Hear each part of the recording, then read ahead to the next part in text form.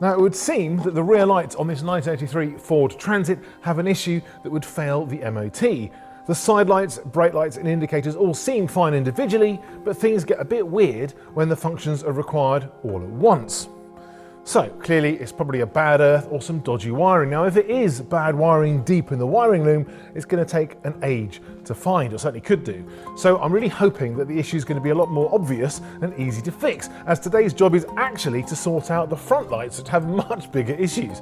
So hopefully whatever is behind the problem with these rear lights will be hidden in the shadows behind one of these rear lenses.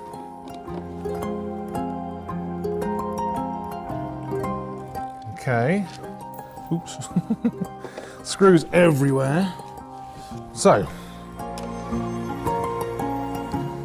well actually straight away you can see there is a little bit of corrosion, or certainly around that connector. The other ones I'm guessing it might be in similar nick. And who knows, if this one is the earth, then actually that could be the main issue already right there. There's a little bit of rust there and there and there. So I think the first thing I'm going to do, I'll just get a light on it here. And I can see this one here is actually looking very rusty indeed, as is one around the back here, and then there's a third one which looks, well, just from the very bottom, looks a bit kind of cleaner, but just trying to get this off. It's got like a little sort of release on there, not so easy to get into. Okay, so actually that's copper, and I think with a little bit of cleaning that was going to come up quite nicely, but that is obviously very rusty indeed, as is that one. Oh, that's shocking. But that one's actually looking pretty good, so if I just take that off there. So looking at this, you can see that there's a lot of rust on two of the terminals, and then the third one there is actually looking very, very shiny, so it's obviously barely used. So I think rather than just kind of going at these with some sandpaper or something, maybe I'd just try a little bit of evaporust and see if I can chelate that rust away, because that could be quite interesting, because then I'll end up with a really, really lovely connection. If I just obviously cover it again afterwards with something just to preserve that lovely clean metal, I think that might be enough to solve our problem. But certainly I need to do that anyway, and then we'll see what happens. So just put a tiny amount of the evaporust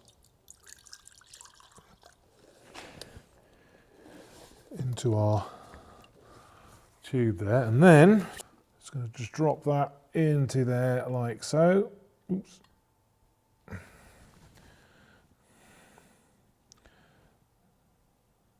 Actually straight away you can see little bits of, or particles dropping off.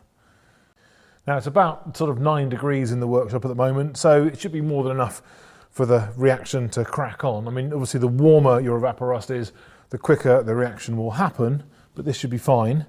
But I think it definitely warrants maybe an early cup of tea just to get things going. But by the time that's done, I reckon we'll be ready to clean these terminals off beautifully.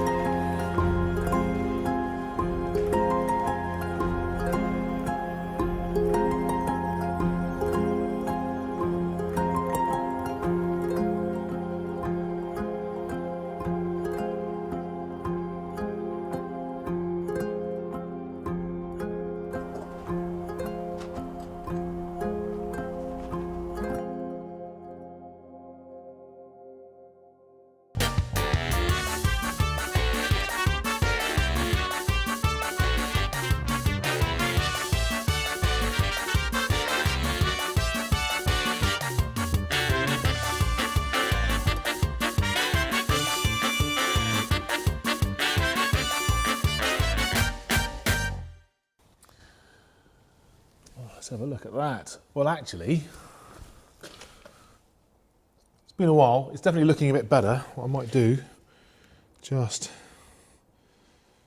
don't really need to scrub it, but it'd be quite nice to see. Oh my word, look at that.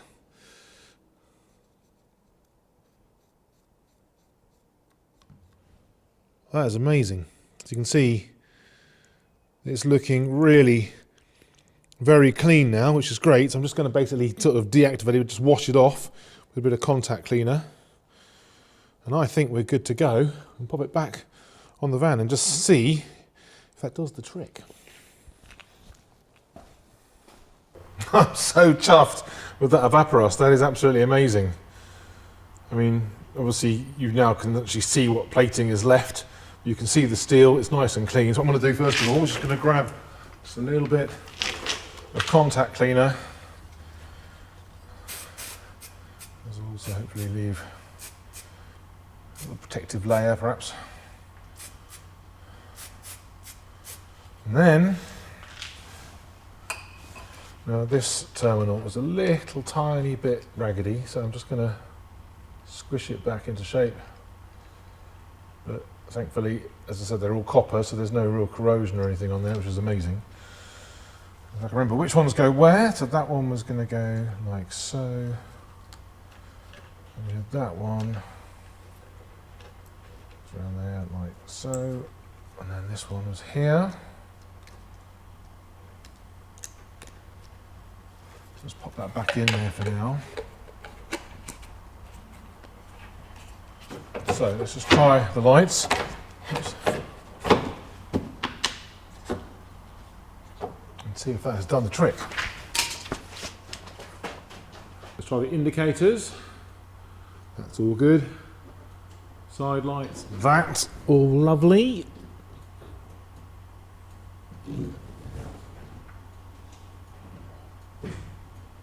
And we have no brake light at all now.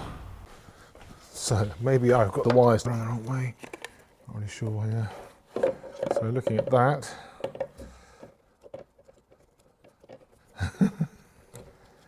Okay.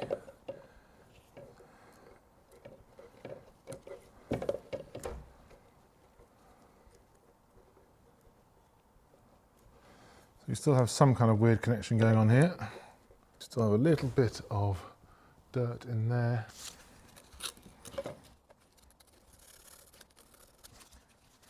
Well, the good news is, even though at the moment we've got some issues still, at least we know the bulb connection's spot on, so that's lovely. So that bulb holder looks amazing now. So now it's down to some sketchy wiring, and potentially I may not have put this around the right way. I think, I'm pretty sure. Well, that's definitely the brake light, but what's interesting about that is that it is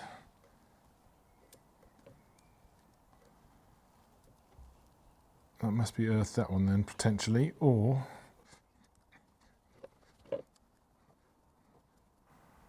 and we've still got indicators going on as well, which is good. So I think, not entirely convinced, but you can see we are losing the current. Is going from the side light to the brake light, but actually, obviously when you've got your brakes on, you are just going to see the brake lights coming on, but the side light is still there afterwards. So maybe it's been fine all along, I don't know. Although actually, thinking about it, this shouldn't have a connection because the brakes aren't on yet. Good question, because I'm not in the cab with my foot on the brake. I think we have another problem. So I'm going to have a look on the other side, take that off, and see what's going on with that wiring, and see if we go from there. Right then, so just take that out there. We know that one works. More screws everywhere. Right, so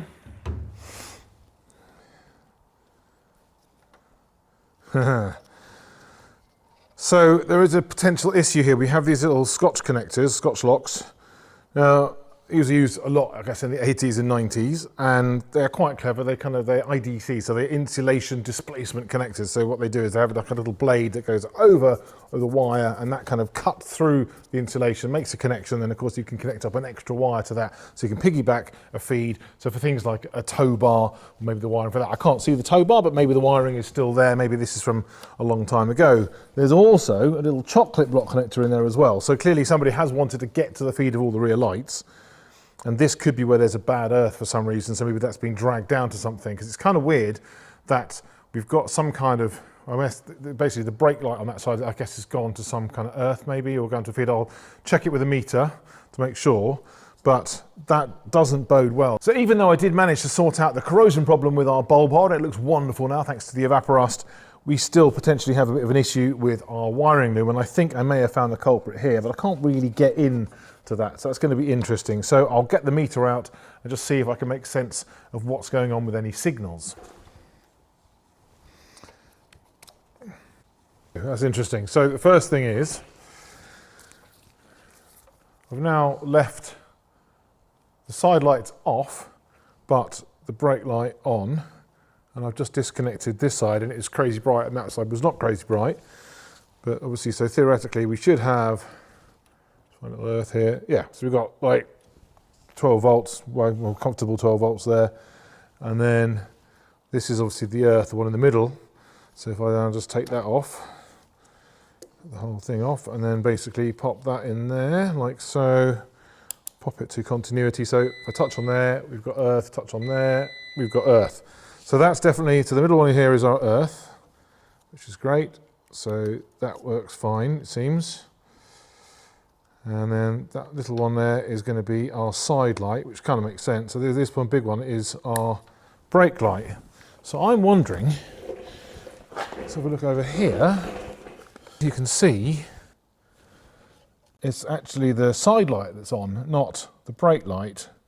Now, if I just take that out, obviously it's a two-pronged thing, and you've actually got your two little pins, and they're different heights to stop you from putting it in incorrectly. But what if I put it in incorrectly? So let's just try the other way around. That's the old way. That's the new way. There we go. So fantastically, it isn't the wiring loom that's at fault. It's just the fact that somebody's put the bulb in around the wrong way, even though theoretically the holder wouldn't allow that. So it's just such a simple thing. So that's fantastic, which means we've actually fixed, I suspect, our brake light problem. So if we just, he says, pulling it off the back there. So might just fix that a bit more, but that's really good news.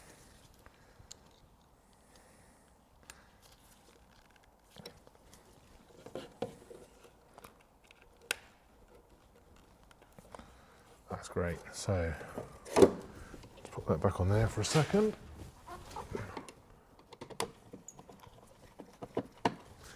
Okay, let's try all the lights again in all the sizes.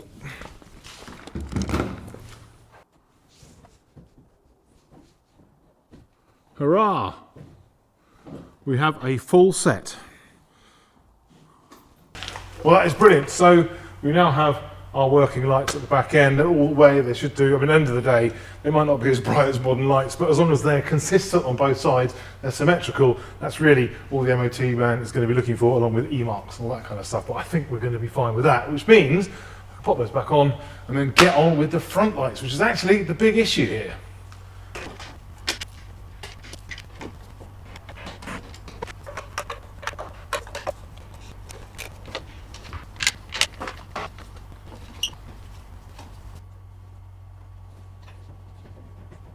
Lovely.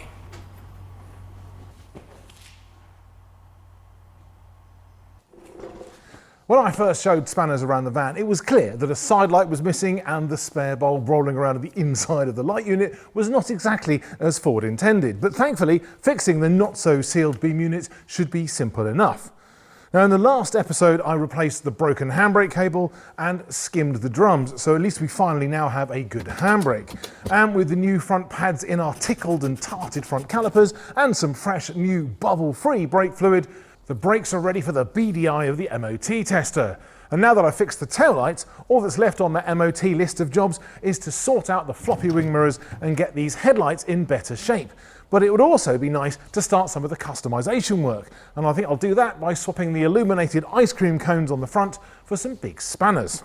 You know what, I think I'm already ready for another tea. Well, these headlights, as you can see, obviously they're nice and bright. If I just quickly turn those lights off a little bit, you can see inside that unfortunately there's quite a bit of corrosion on the reflectors. You can see on the side as well. There's even some of the foil has actually kind of peeled off and is now resting at the bottom of that sealed beam unit. Now it'd be quite easy to actually put the side light back into this, and you can see the hole right there. I don't know how long it's going to stay there, but I think really it'd be nice to actually get in there and maybe even replace these for some new units. So before I do anything, I'm just going to take off these little bezels to get a bit better access to see exactly what's going on.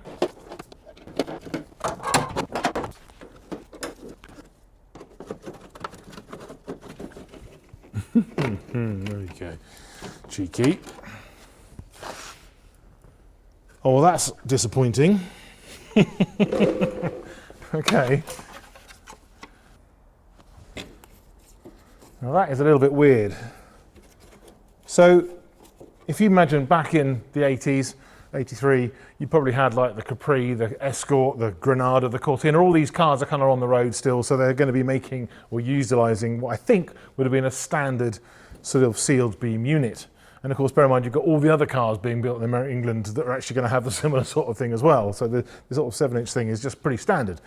Now, for some reason, on this particular thing here, we've actually got these little tags all the way around, and I don't think they're on a frame or anything. I think they're actually attached to the actual sealed beam unit itself, which I've never actually seen before. So this might be actually a little bit harder than I first thought to get hold of some exact units, but there's bound to be somebody out there who's still making them.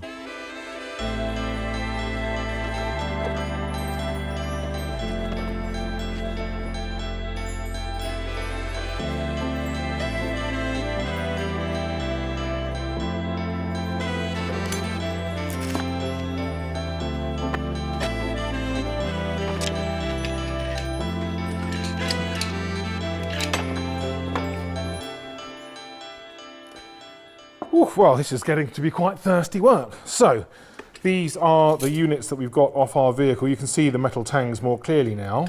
So that's obviously what does all your adjusting, if you like. And you can see they're not in great state. Obviously been held together with cable ties and stuff. So it'd be kind of nice to upgrade these, fix them anyway. But the problem I've got is the only ones I can actually find to replace come from Germany, and that means they're left-hand drive only. Which means if we were going to have them on a right-hand drive vehicle, we'd have to have those little stickers to modify the beam pattern to get through the MOT. And of course, that also restricts the amount of light that's coming out of your headlight unit. Now, what I was kind of expecting was this sort of thing. It's like there's a sealed beam unit that's broken that came off our little orange vehicle there. But essentially, it's a nice glass reflector. So it's solid glass. You have to clamp it into a special bulb holder. But then it means that the light bulb itself is actually in exactly the right part of the parabola to get a really, really good sharp beam pattern. Obviously also because it's glass, it's basically like a mirror, it's an actual mirror. So it'd be some kind of silver coating on the inside, which means it's really, really lovely, will get the maximum amount of light out of your unit, which would be great. So definitely an improvement on these little chaps. But the thing is how they're held in. Now we've got a couple of minis in the workshop, and you can see that obviously when they're in position, it's a very tidy solution. You've got that little chrome bezel, which we won't be bothering with this because we have these lovely plastic units that we're going to be covering up and hiding. But the main thing is actually how the bulb is held in. You've got these two plastic cups, if you like, one suspended above the other.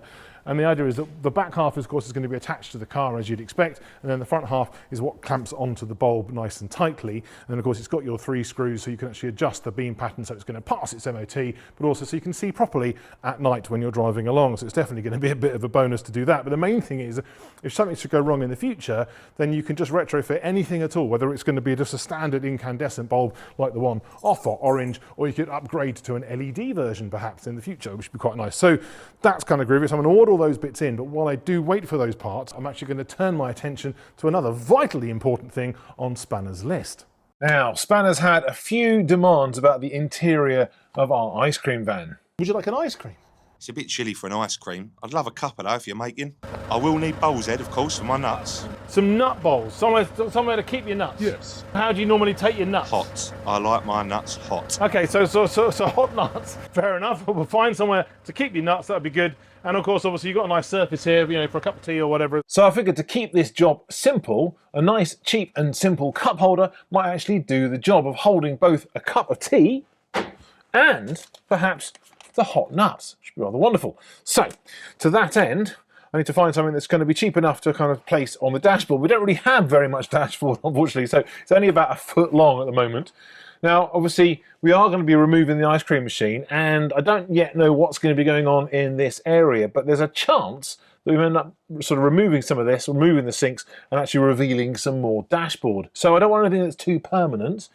And I was hoping for, say, maybe using some magnets or whatever just to hold something in place. But unfortunately, this bit here is actually made out of aluminium, so it's not magnetic at all. But it does have this kind of document holder, so I think we can probably use that. Whether I sort of just clamp it in there or use a lot of gravity, I'm not entirely sure just yet. But I have found this sort of cheap cup holder. Now you can see there that it's actually got these kind of little tangs on it, and they are designed to go in between the bolster of the chair, if you like, your seat, and of course your centre console.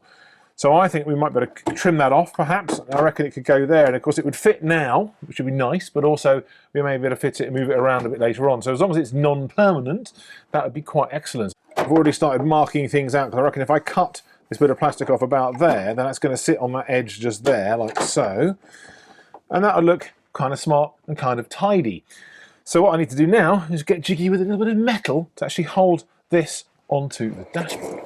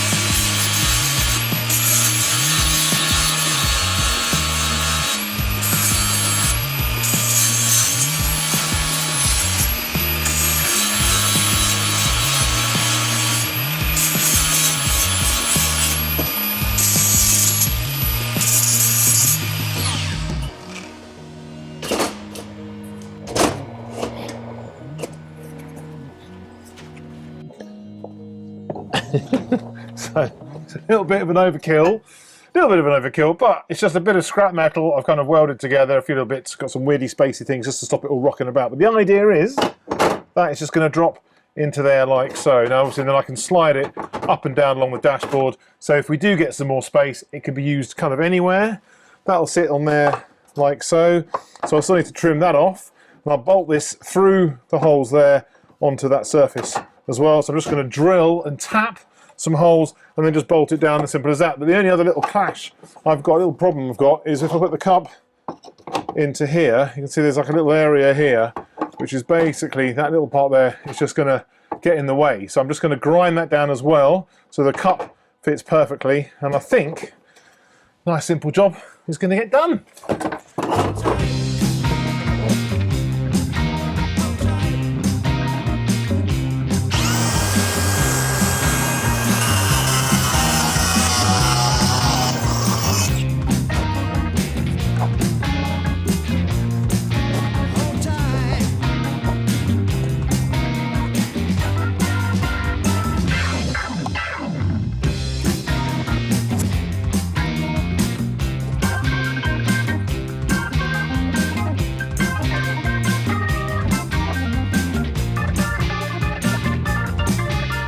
So I'm just going to go with a nice stubby little M6 there.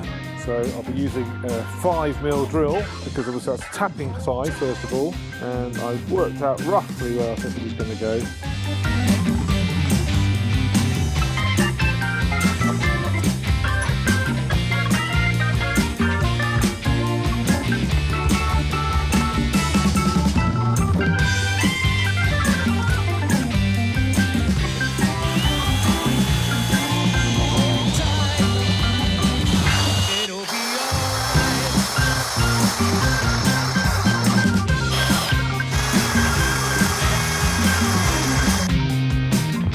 I love the smell of this stuff. Trefolex.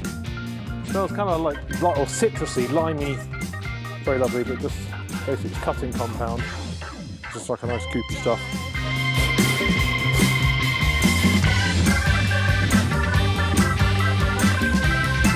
I guess I first was introduced to that at school, and I've loved it ever since.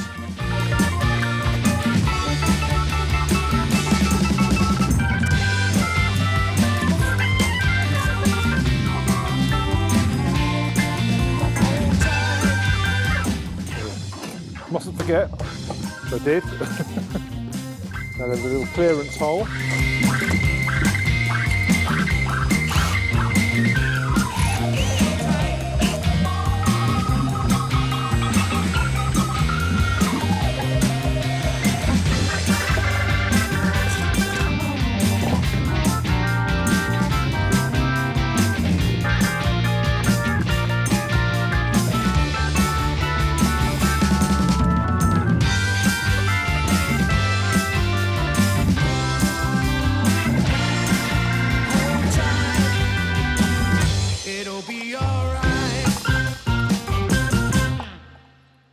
Cool.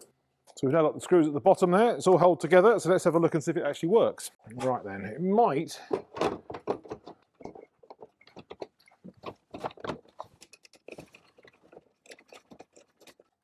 Haha. Oh, that's interesting. So it actually clamps in place, which is kind of cool. So it's nice and secure already. I just now need to relieve the material just down here, just enough to get the cups to sit beautifully, and then I'll take it apart, paint it, put it back together again, and then I think we're going to be good to go. It's that strong, I can't even get it out.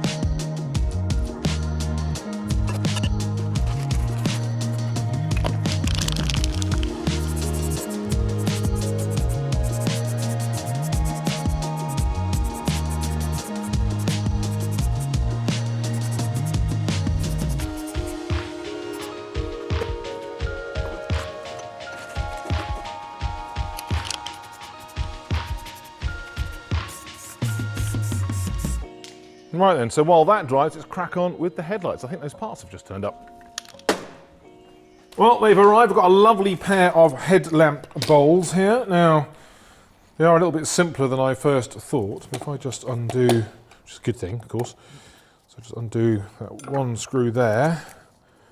And then you've got some little you can see that these screws here have actually got like a little sort of slot on them, and that all sits into there. So it's nice and simple. So basically, my sealed beam units are going to go into this bit here, that gets clamped onto there, and of course these, all the fitting is actually going to sit in here. So what I want to make sure is when I put that in position, that when this goes back on, obviously that is in the right kind of position within that hole. So obviously that's something I do have to get right, but I think this is going to be quite a good solution. And interestingly, my mate Earl has just turned up and given me, very kindly, donated to the cause, some LED kind of style headlights here, so that's quite fun. So a bit more modern, sure. I mean, I'm not sure it's entirely necessary, but he had them lying around. So let's fit those instead, that'd be rather nice.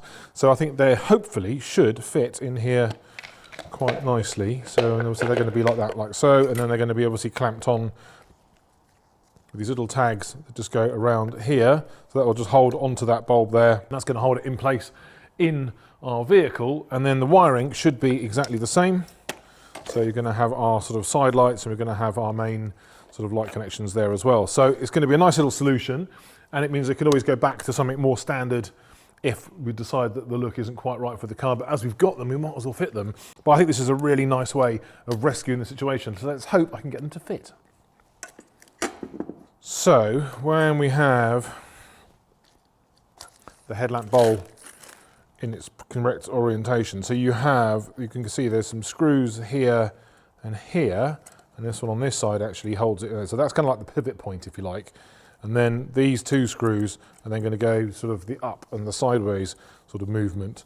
Now, what's interesting is on these, you can see there's a divot kind of there and there, which means that to orientate these correctly, I need to have that at the top and that at the side. And then interestingly, it's the same as you'd hope on this side as well, which then means that if that's the top, then that bottom bit is going to be the bottom of the headlight, and then probably there should be some markings on here, which there is. Okay, there. So that I would imagine is the bottom.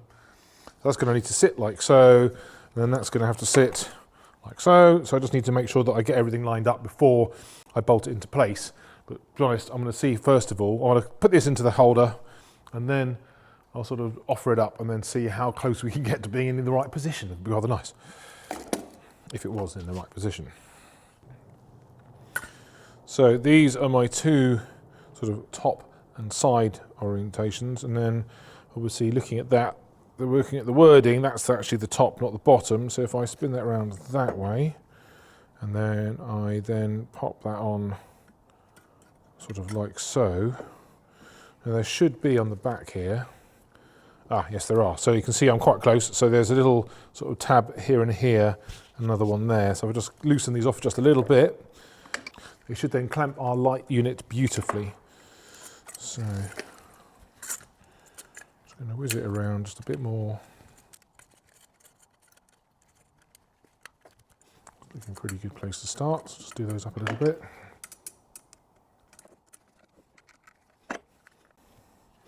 That's going to line up nicely as well, which is good. That's looking quite good. So then let's just double check that. So that's now our top, and that's our top on our right.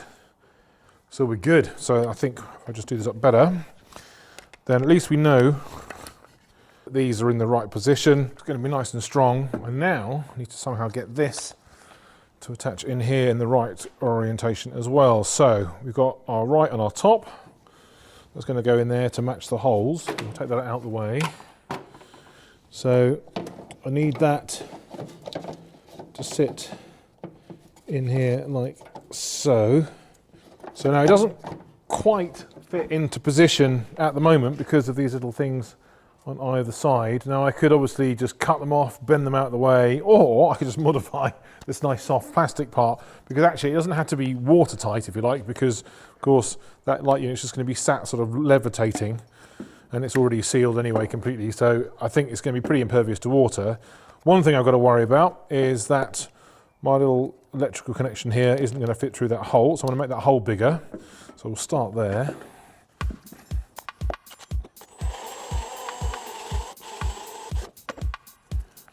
Go even more than that. Oh, a few more.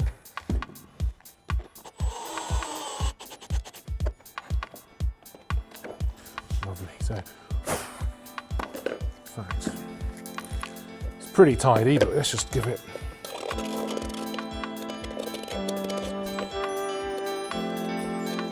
Such a groovy little tool, this deburrer. Obviously, much more effective. Or much more useful perhaps on metal, but it works very well here. Right, so that's in position there, and then this is going to go around the right way, if I can remember which way it is, that way. Okay, so it should just drop in.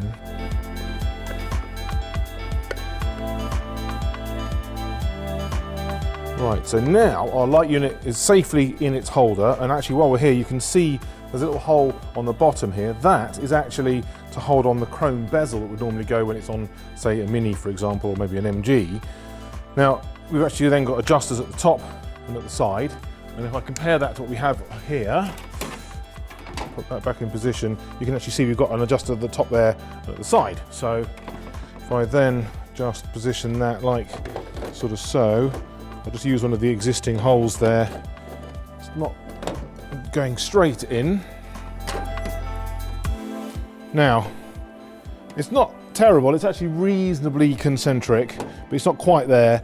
I think it looks like the whole unit could go this way a little bit. It also could go with going up a little bit, and it'd be nice to make that sort of a bit more sort of specific when it comes to trying to work out the adjustment and how I'm going to attach it. So what I need to do really is actually mark out where I think the holes are going to go, and actually try and find a way of actually holding it all in place while I actually get those markings just right with the bezel in position, so that way it definitely end up with a better position for the headlights. I think the first stage of that will be just to cover these bits in some masking tape, and then that way at least I can mark on the masking tape and then drill some holes.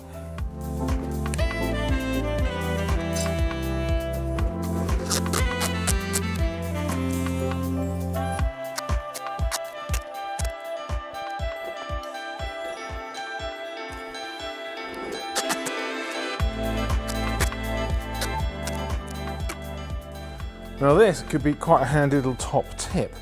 So these little rings are actually like a repair panel that you'd normally have to put into maybe an MG wing or perhaps a Mini, where obviously all the metal is coming together and you want to have all the holes that go for your headlight unit.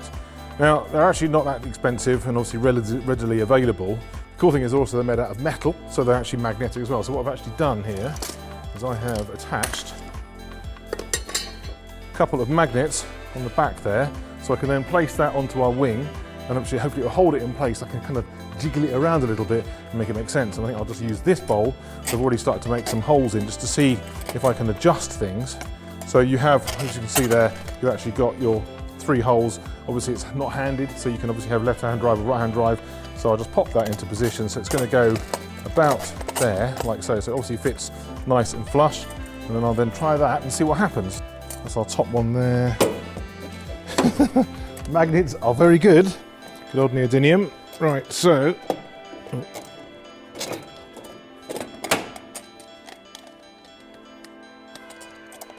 little bit feisty, but we'll get that.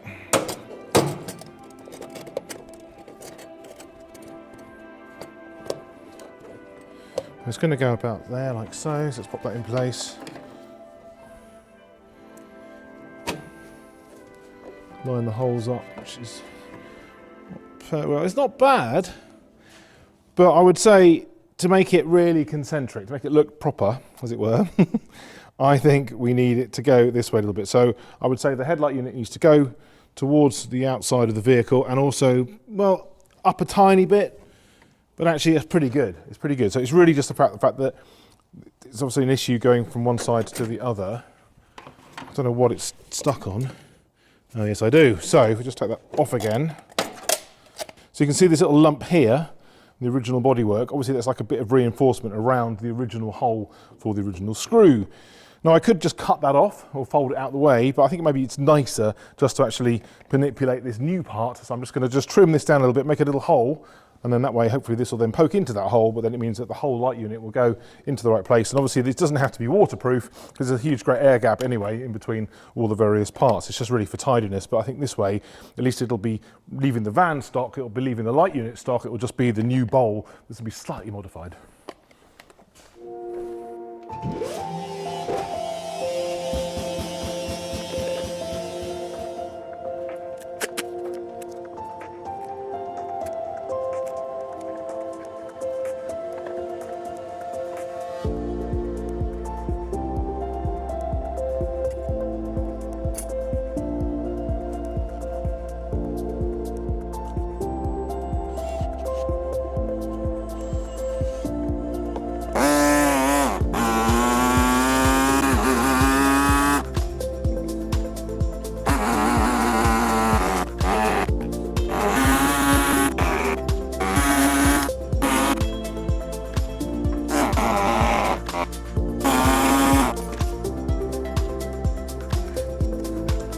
Right then, well it's actually, you know, I can probably tie it up a little bit later on. I just want to see if it's going to fit first.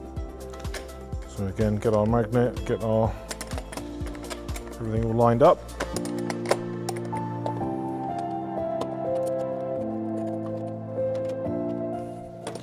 Rotate it around a tiny bit. I think we're kind of getting there.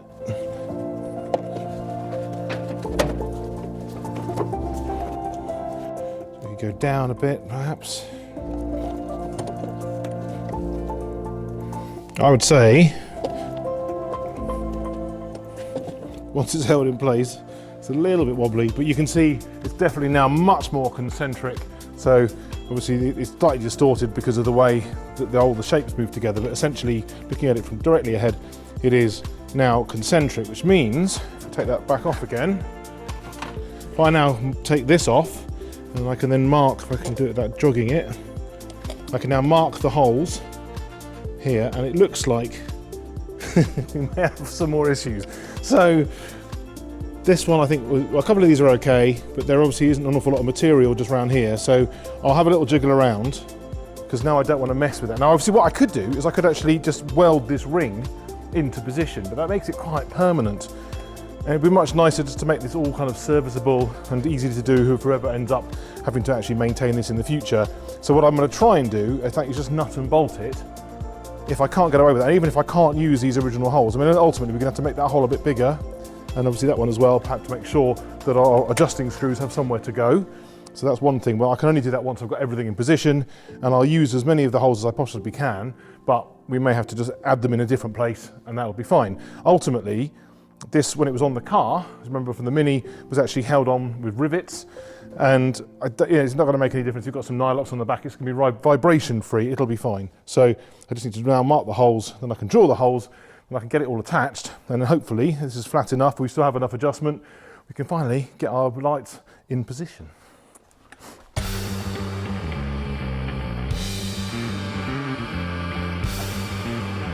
Push that magnet out of the way. We're still okay. Right then, so we've now got our marks.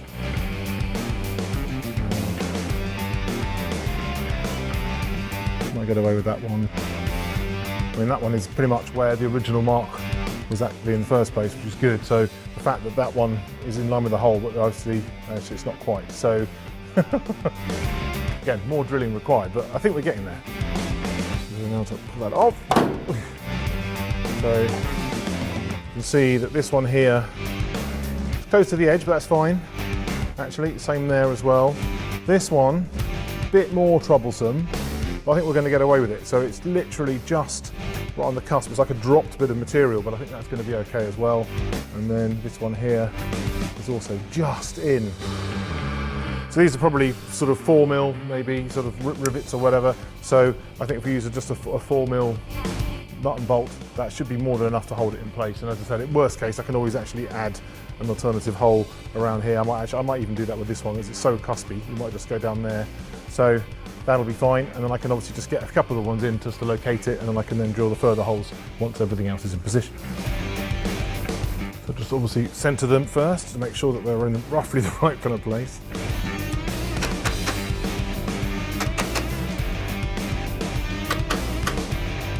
Yeah, I think that one is going to be trouble. So basically it's on a curve for one thing, but it's also in a sort of space back, so it's never going to go where it's wanting to go. I want to rather have it down here. So I'll get the other ones in place first, and I'll then drill a new hole where that goes.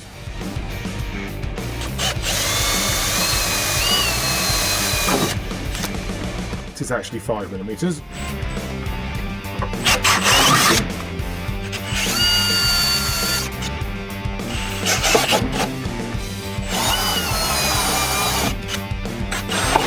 So now I've got my first 3 holes. I'm just going to pop in our ring. It's looking good. So now this hole down here, I'm still not very convinced about it, so I want to move that.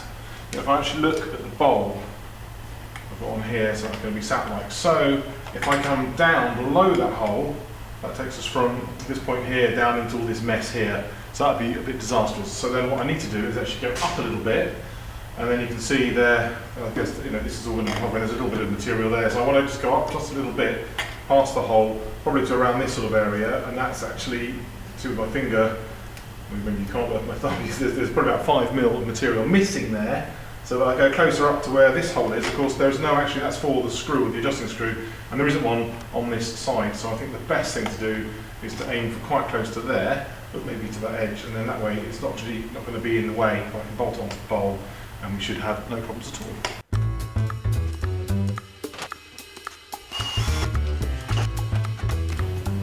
So that's pretty good. I mean, sure we could do a bit more material down here, but I think it's going to be fine. It's only a headlight after all. So now that's in position. I need to obviously now transfer that hole back onto our bowl. So I'll just take that back down again. Remove all the magnets. I've got 2 bolts in the bottom.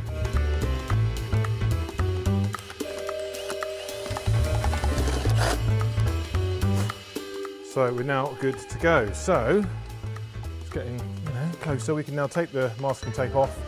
I can bolt everything in position, and if I find it's a little bit wobbly, which I don't think it will be, then I could always add another hole if I need to.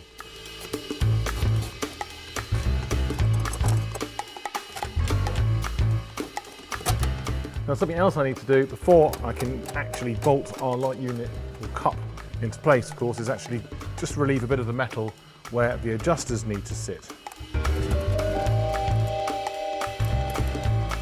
So our little repair ring is becoming very useful indeed. Now, if I'd had a little bit more material available, I could have used some kind of riv nut perhaps, but this is fine. Right, that's great. So, ideally, I want sort of like probably a 10mm hole there, another one there, and then that way the screws have got somewhere to go for the adjuster.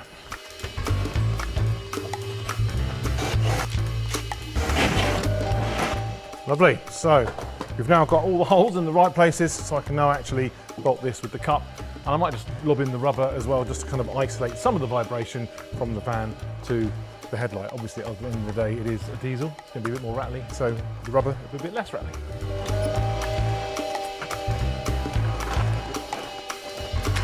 Very cool with these little tools because you can obviously go on the back and the front of your hole. Just by a bit of deft leaning.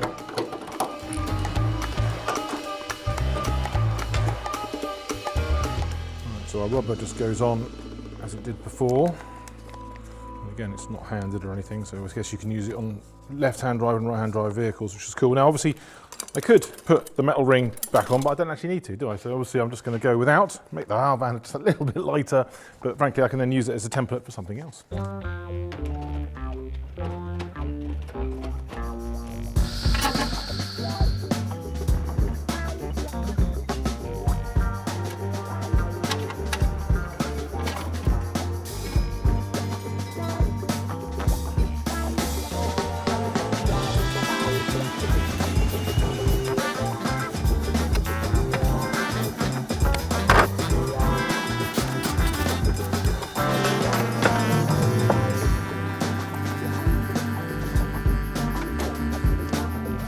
Pretty good going. So we've got our adjusters in the right place and we've got our cup in the right place. So now what we need to do is fit our light lens. It's going well. The cable goes through.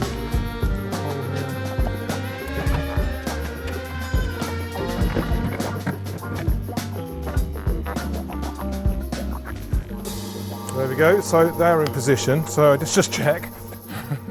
There's not a lot of movement here. Hope we've nailed this.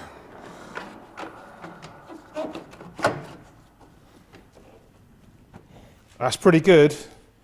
That is pretty good. Almost looks like it's supposed to be there, which is quite exciting. Cool. So I'll just bolt that down. Well, in fact, I won't put this in yet. I'll actually adjust it just in case I've got to do any other things, but I'll do the other side. Then we'll actually then just set the beams, and then we're very, very nearly done on this particular job.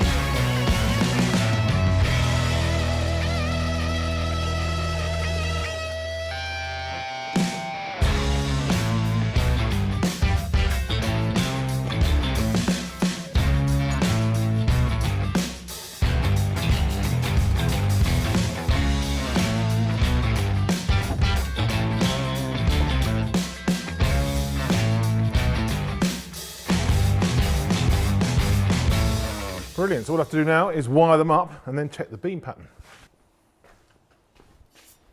Well, it's now nice and dry, so it gets a bit exciting. We can put it all together now. So, okay, maybe exciting is overstating it somewhat, but it's good to get another job nearly there. Now, I have found some sticky backed rubber just to sort of insulate it from vibrations, but to be honest, I might just try and fit it first all assembled just to see how it goes. If it's a problem, I can always do that later on, I guess. But there'll come a time when you'll be free. Hold tight, it'll be alright. Yeah, well, it's looking very tidy. Let's hope it works. Well, that is actually looking pretty smart, and it's in a nice place. I can slide it backwards and forwards, so once we've removed a bit more of this sort of countertop, obviously we can have our cups wherever we want them.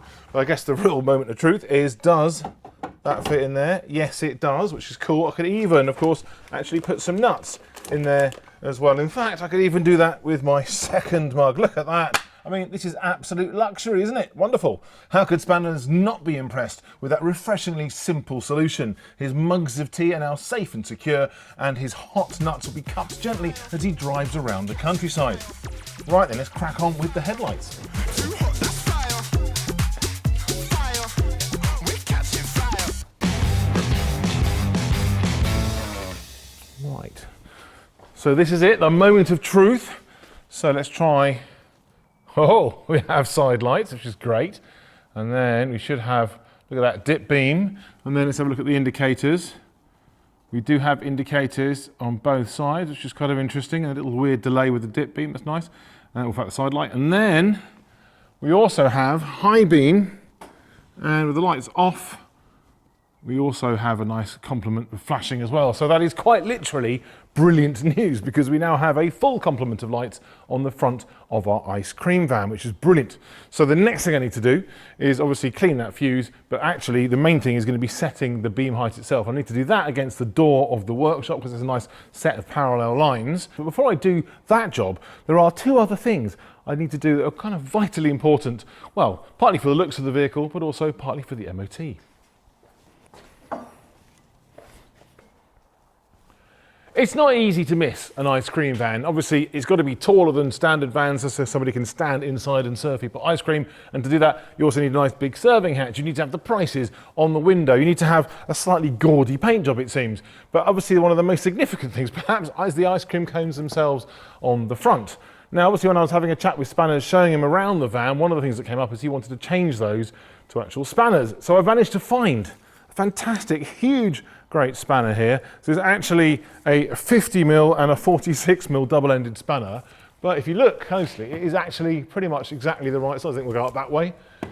And what I'm thinking is, I want to have it at sort of 45 degrees, if you like. So when you look at a sort of front three-quarter shot, it's kind of square on, but then you can still see it from both sides as well. Now you can see currently they're held on, there's a little bit of wire there because normally these things are illuminated. You've got this little aluminium bracket that's going through through the bodywork. Now I don't really want to drill any more holes, it's not really necessary. So I'm hoping to use the original holes and actually then maybe then have this sort of levitating just slightly off that surface. I'm not quite sure where it is yet. We'll have a little look at that and see what it looks like. But essentially, it should be a relatively simple job, assuming I can get this rusty bolt, in fact all of the rusty bolts, off this vehicle and then disconnect all the wiring.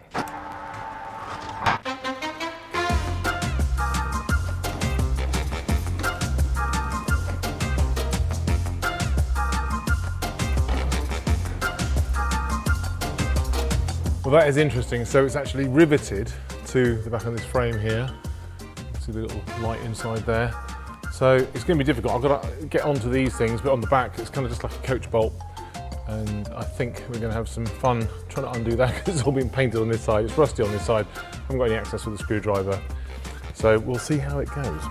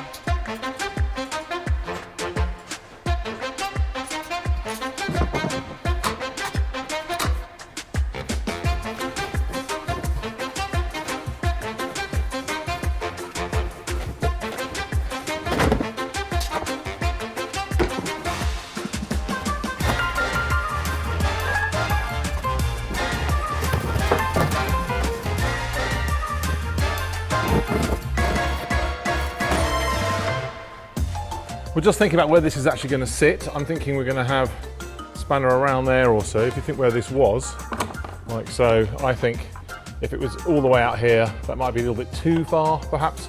So I think we'll go with the halfway, sort of the seam, if you like. So we need a slightly bigger bracket than it originally came with. It's going to be sat about there, and I think we'll see at the end whether we want to tilt it or not, how we want to orientate that.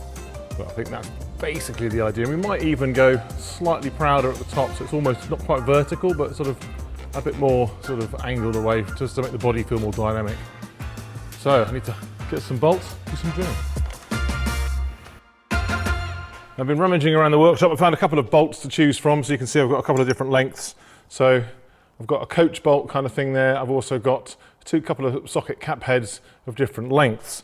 Now what I'm actually imagining, of course, is if I actually went for the further away one, sort of the longer one, it's probably about the right sort of distance, but I was actually thinking if I go for the shorter one kind of lower down, and the longer one on the top, then that kind of gives the spanner a bit more kind of, makes it a bit more vertical. So rather than just sort of sitting parallel there, it actually starts to pop out a bit more, which makes it a bit more proud, which I quite like. I also think that probably, just from a safety point of view, not that it's much in it, but obviously if the spanner is that way, it feels like it's somehow slightly more offensive than this way, but also that then kind of matches the kind of the fall off of the ice cream. I'm sure none of this makes any artistic sense at all, but I feel like I've got some kind of direction. So I'm just going to just pop some bolts in and just sort of hang it in place just to see how it looks. And I feel like we're already going in the right sort of direction.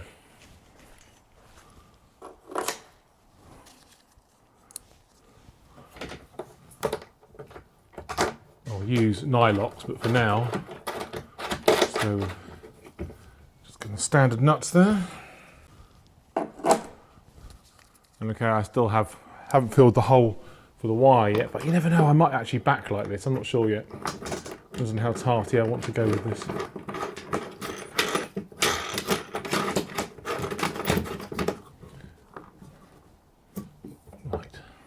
So then, if we grab our spanner, bit of a clamp on there.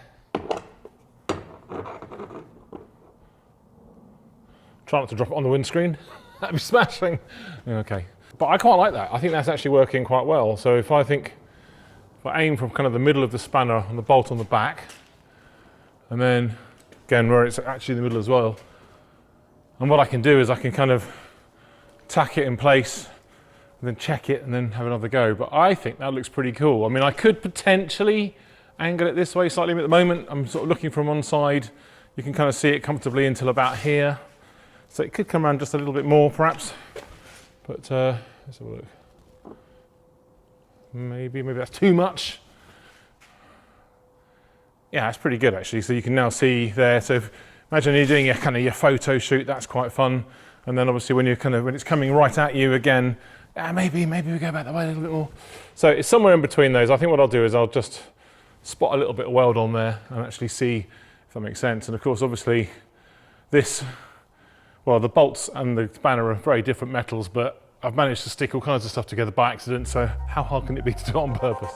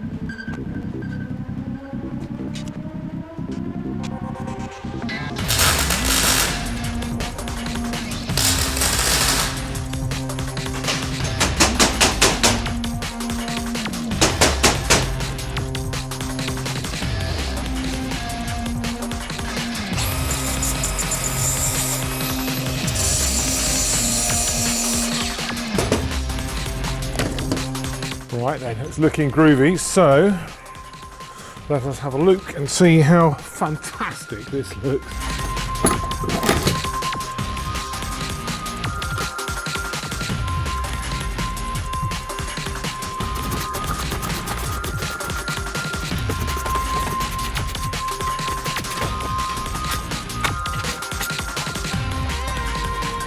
Well, that is looking pretty cool actually.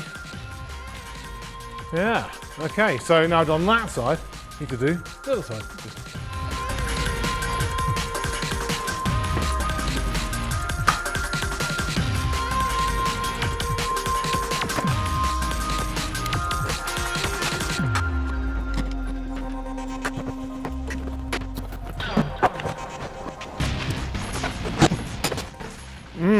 Delicious. I'm somewhat hoping this is going to be symmetrical. Far off actually. Let's have a look. Yeah, I think so. It's actually quite hard to see them completely square on, so I think they're probably quite good. Cool, so means I can finish the welding and get it bolted in position.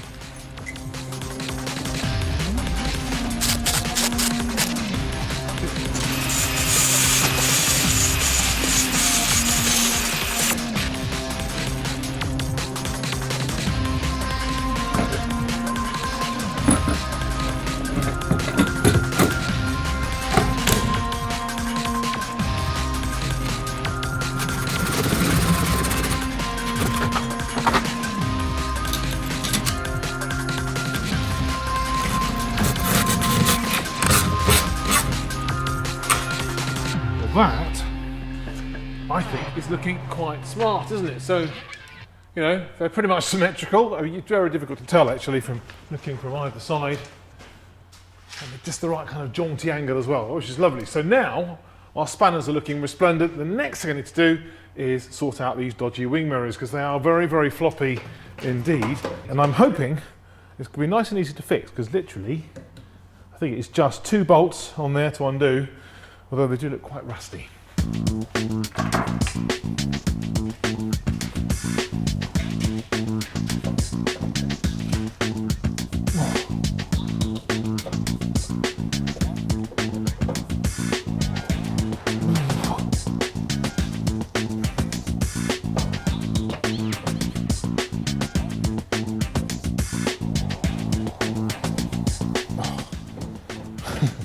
Having to lean into it somewhat to get it to actually do its job, but that's good. One bolt is out.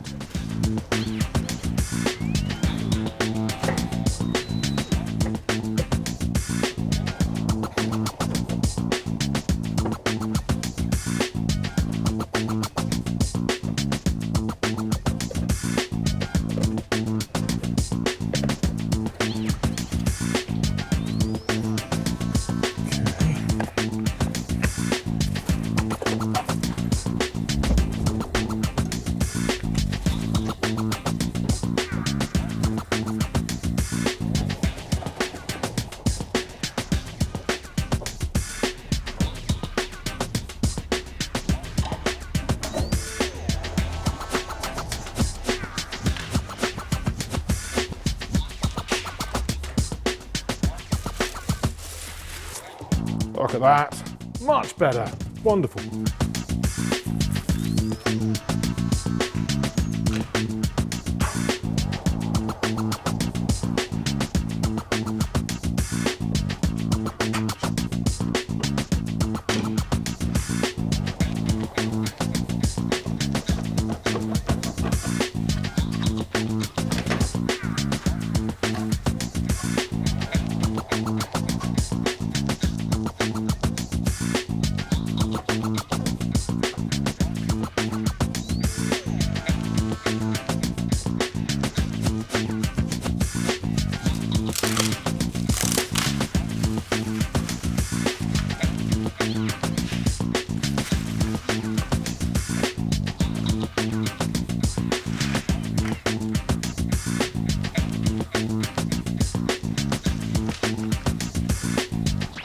Oh, that's proper handsome.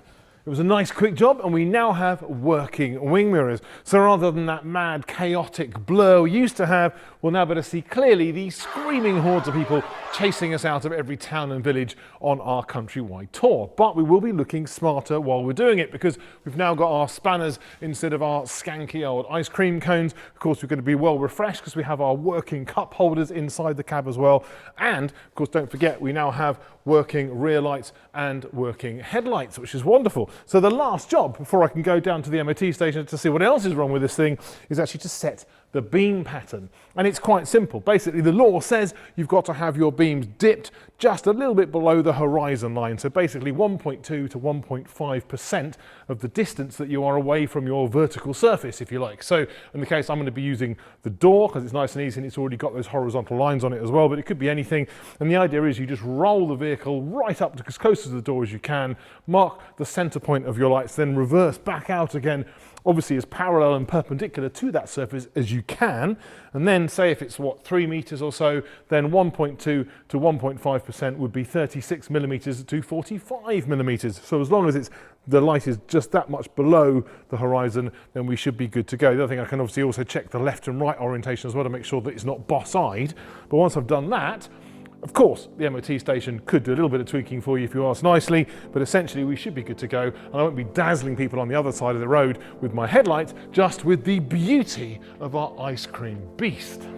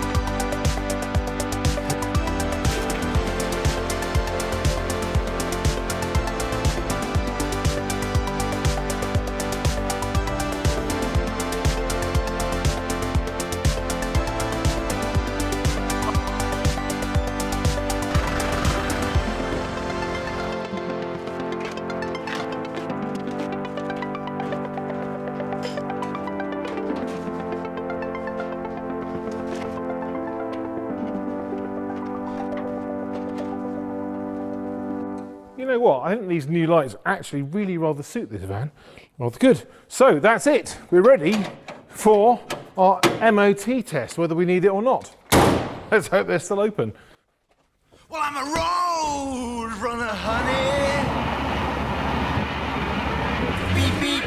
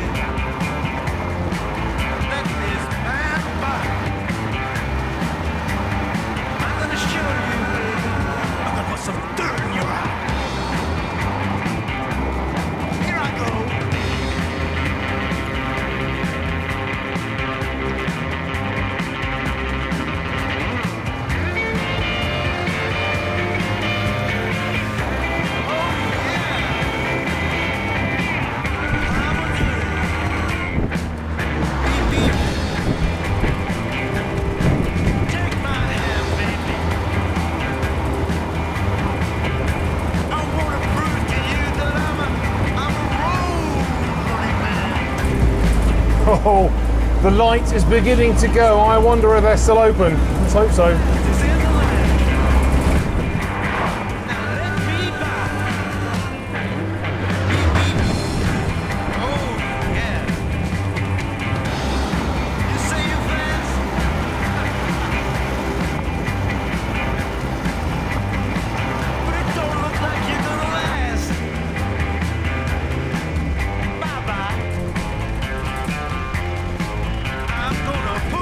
Oh, they look really quiet. I think they're closed. Nightmare.